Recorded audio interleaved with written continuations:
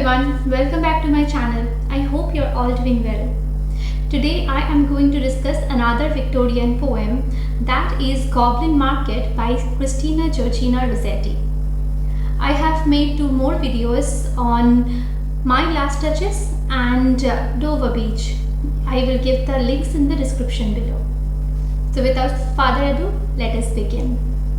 As we have already discussed before, that Victorian age is all about compromises. From these points of view, Victorian middle class people used to think that art is equal to morality.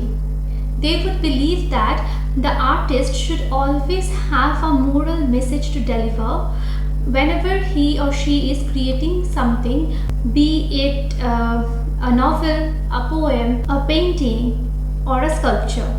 If we come to Christina Rossetti, we see that she is deliberately using various sensual images in this poem to appeal to the sense of sight, smell, and hearing. She thinks that real literature should be based on real life experience, and there should not be any kind of codes or rules to follow, and the poet does not have any responsibility to deliver any moral message. So apparently Goblin Market is a very beautiful poem, and it has a fairy tale like structure, and also it has a few hidden messages. Without any delay, let us get into the poem.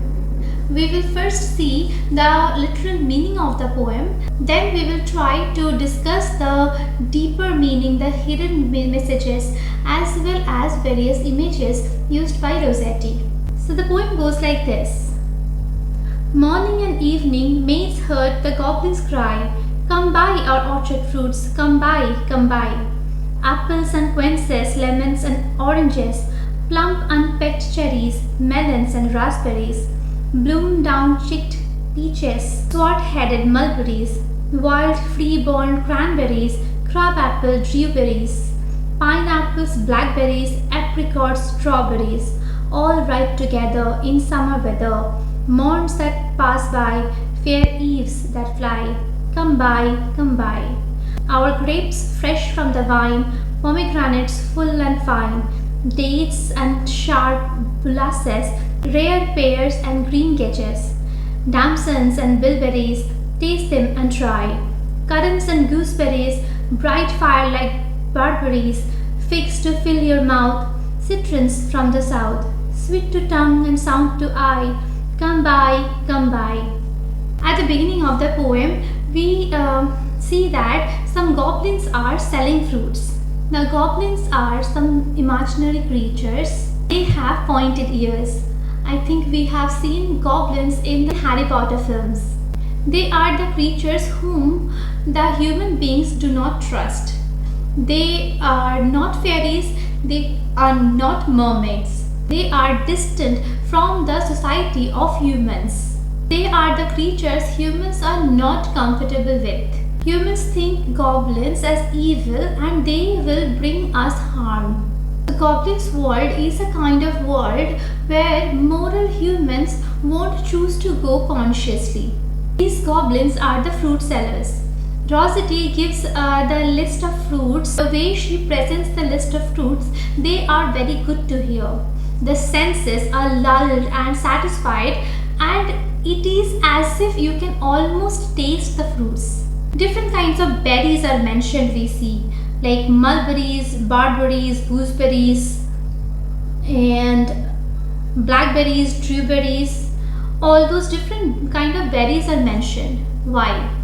Because berries are wild born. They are exotic and they are non-conventional, and their origins are mysterious. They are not traditionally cultivated. Through the series of names of berries, you get a kind of bombardment with various flavors that is introduced by Rossetti.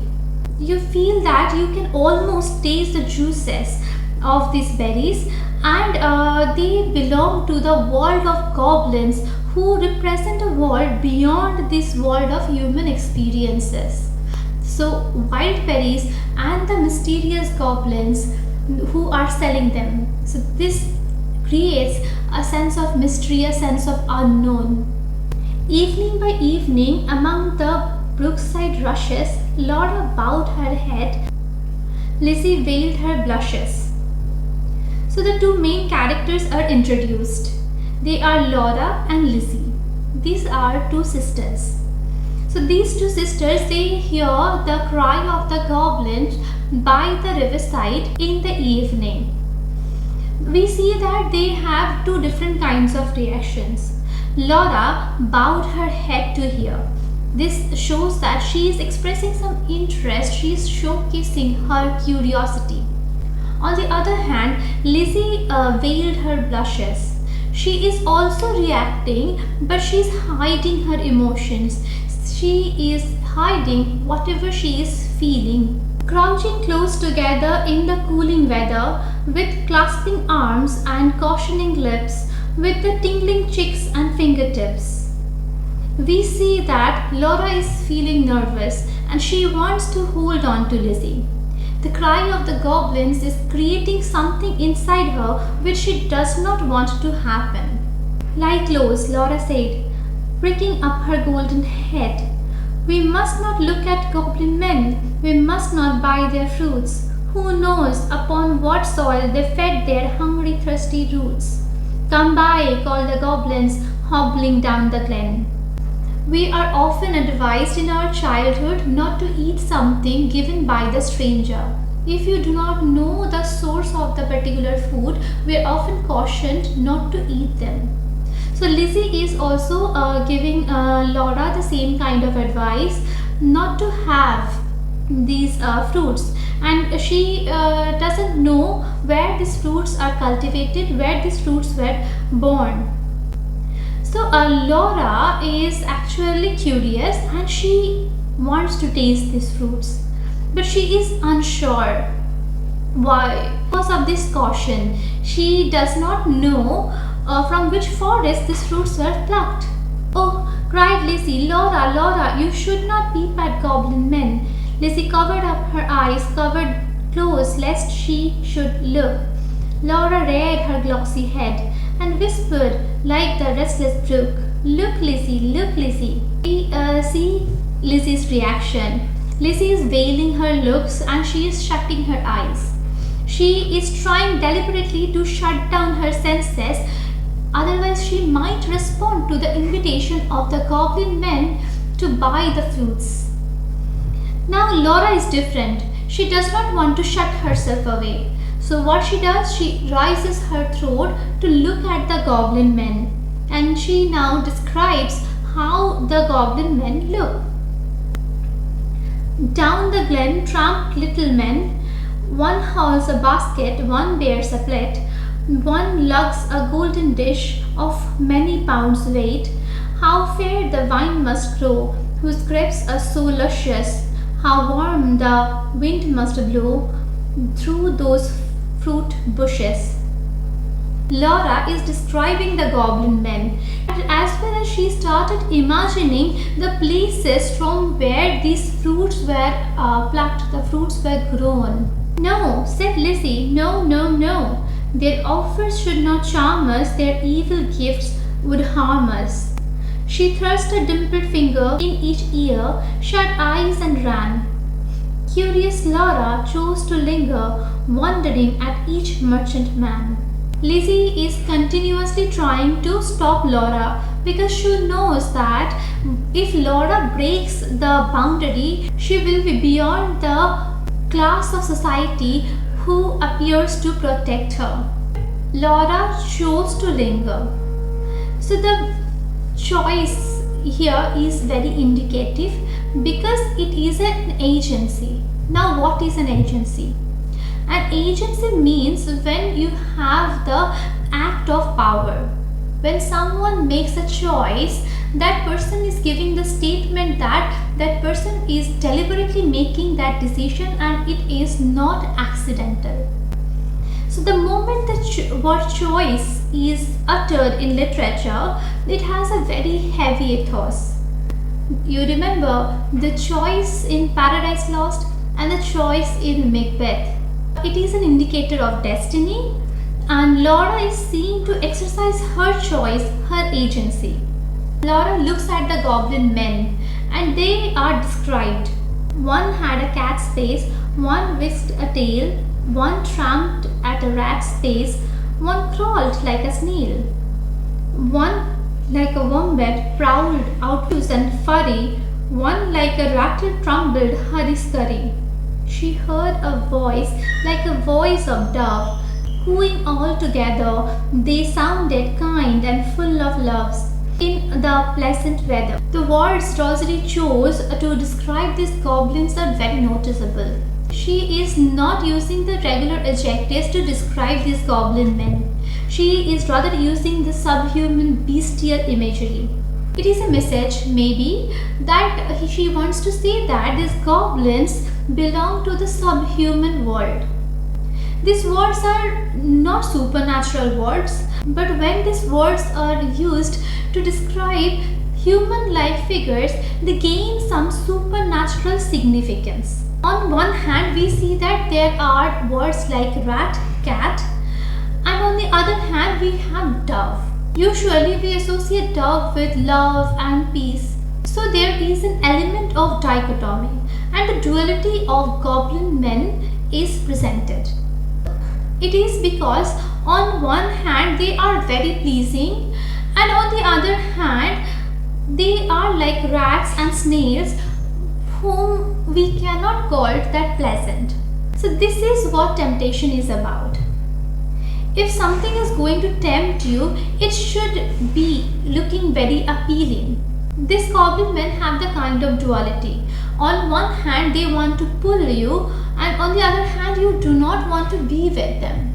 Laura stretched her gleaming neck like a rush-embedded swan, like a lily from the beck, like a moonlit poplar branch, like a vessel at the launch when its last restraint is gone. We see that the word restraint is very noteworthy. Restraint is something that holds you back. So Laura is behaving the way that her all restraint is gone. So she lunges forward like an arrow. Backwards up the mossy glen turned and trooped the goblin men with their shrill repeated cry, "Come by, come by." When they reached where Laura was, they stood stock still upon the moss, leering at each other, brother with queer brother, signaling each other, brother with sly brother. So Laura goes to the goblin men. The goblin men are selling the fruits with their usual cry, "Come by, come by." They see Laura and they have a wicked smile on their face. And they look at each other with that smile. That is kind of a signaling smile. They are very excited to see Laura, but they did not want to show the excitement. It is a usual merchant-like behavior. The seller doesn't want to seem too eager. So the goblins, they are the sellers, and they are looking at each other, signaling that there is a potential customer, but they are not too excited. So we see that there is a word queer. So originally the word means something peculiar, but at the end of the 19th century there was an additional meaning. It means the same sex desire, and queer brothers means brothers having sexual natures. It is something unsanctioned by society. So considering that this is unnatural, brothers with sexual relation with each other, this is unsanctioned by society. But the goblins are presented having something which the human society will never sanction. Again, the world of goblins, we see that, are very different from the human world. And their merchandise is also different from the men's. So Rossetti is always trying to point out that the goblins belong to another world. One set his basket down, one reared his plate, one began to weave a crown of tendrils, leaves, and rough nuts brown. Men sell not such in any town. One heaved the golden weight of dish and fruit to offer her. Come by, was still their cry. Laura stared but did not stir, longed but had no money. The whisk-tailed merchant bade her taste in tones as smooth as honey. The cat-faced bird, the rat-faced spoke a word of welcome. The snail-paced even was heard. One parrot-voiced and jolly cried pretty goblin, still for pretty Polly. One whisked like a bird. As I have already mentioned that Rossetti wanted us to believe that the goblins' merchandise is different. So she mentioned that whatever the goblins are selling, nowhere it can be found. All those different goblins were targeting Laura. They were trying to sell their fruits to her. So they just like we see that various salesmen, they try to convince us to buy certain products. The goblins are doing something very similar. They are trying to persuade Laura to buy those fruits. But sweet-toothed Laura spoke in haste. Good folk, I have no coin to take where to purloin. I have no copper in my purse, I have no silver either, and all my gold is on the furze that shakes in the windy weather, above the rusty heather. The word purloin means to steal. So Laura is described as sweet-toothed. Sweet-toothed is a soft word for a greedy person. So when this word is associated with a woman, it is a negative connotation. Society does not want women to be desiring. It is a judgmental society which does not approve women of wanting something. So Laura thinks that if she takes the fruit without any money, that would be equivalent to stealing. So we see that her morality is in place. So her money is invested in the furrows. So her money is not with her. The money she will get when she will cut and sell the farce, but it is not something she has now. It signifies the lack of money to buy things that you really want. You have so much gold upon your head, they answered all together. Buy from us with a gold curl. She clipped a precious golden lock. She dropped a tear more rare than pearl, then sucked the fruit globes, fair or red, sweeter than honey from the rock, stronger than man rejoicing wine, clearer than water flowed that juice. She never tasted such before. How should it cloy with length of use? She sucked and sucked and sucked the more fruits which that unknown orchard bore. She sucked until her lips were sore, then flung the empty dreams away, but gathered up one kernel stone, and knew not was it night or day, as she turned home alone. We see that the goblins tell Laura that she has a lot of gold on her head. Here the gold refers to her long hair. Gold locks are like a monetary transaction. So it is suddenly turning into something very dark. What started as a monetary transaction turned into something that involves her body. Her lock of hair is considered to be a medium of transaction, almost like a currency. So the concept of women selling their body is hinted at here.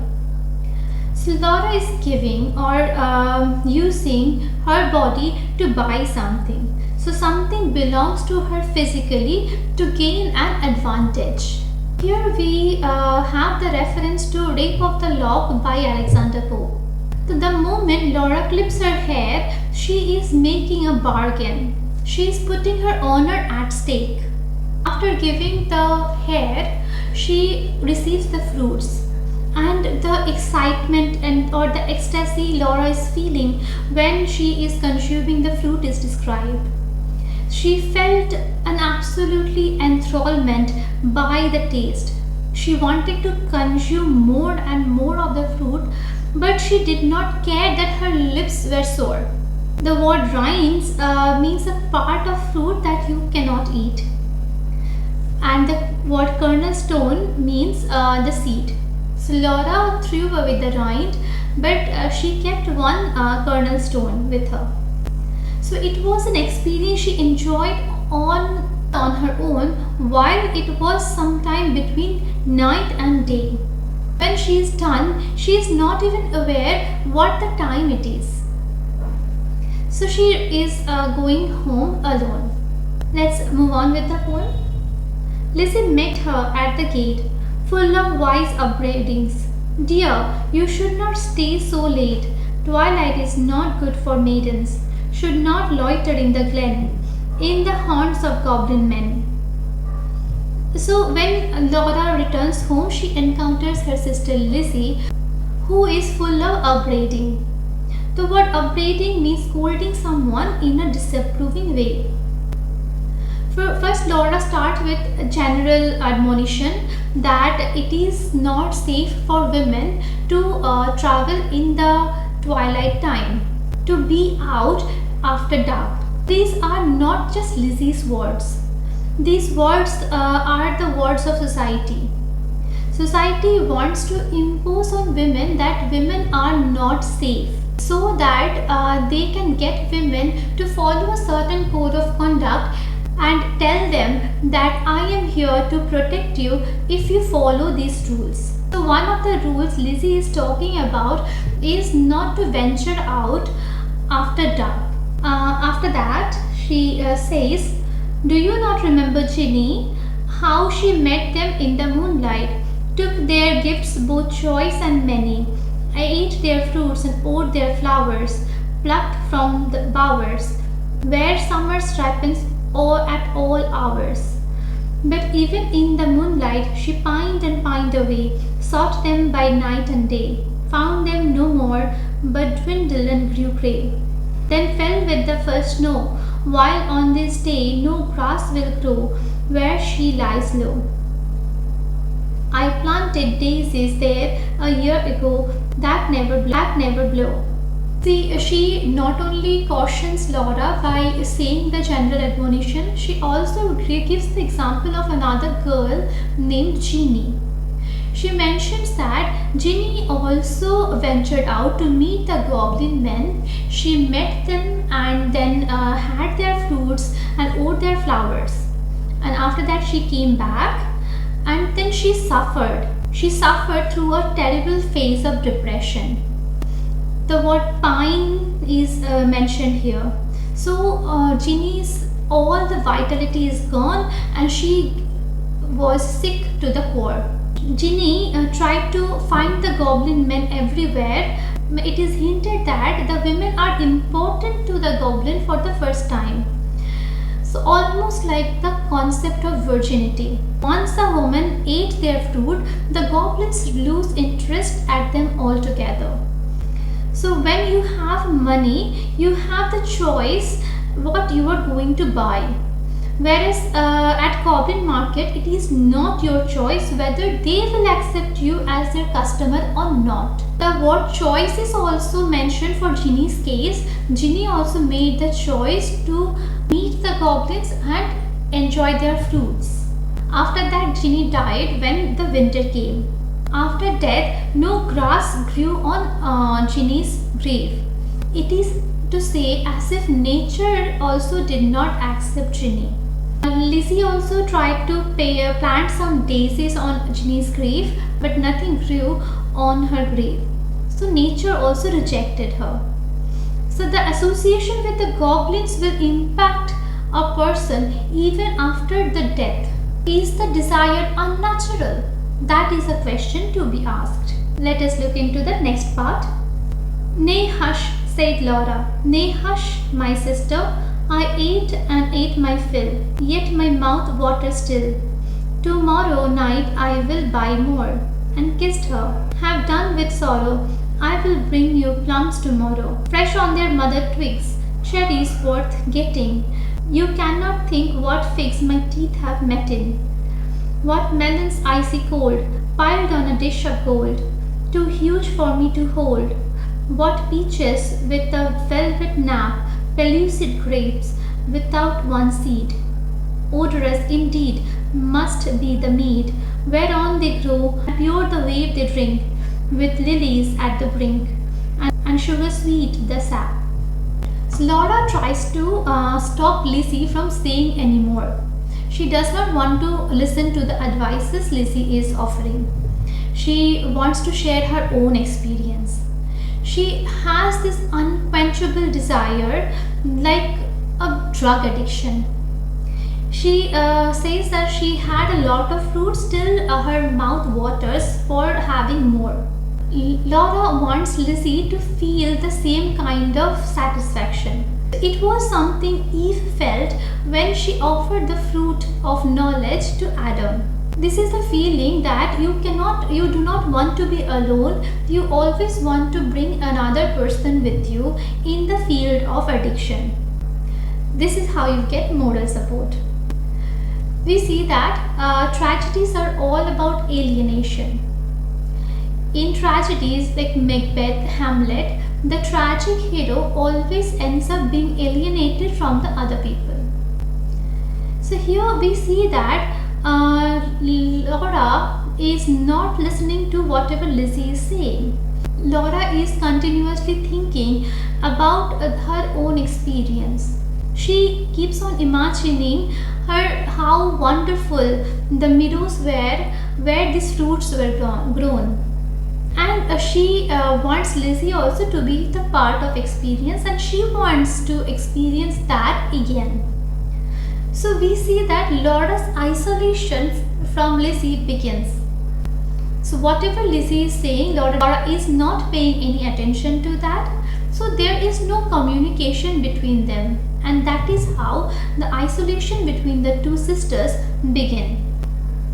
So she is negating everything else. She is just thinking of the experience she had enjoyed.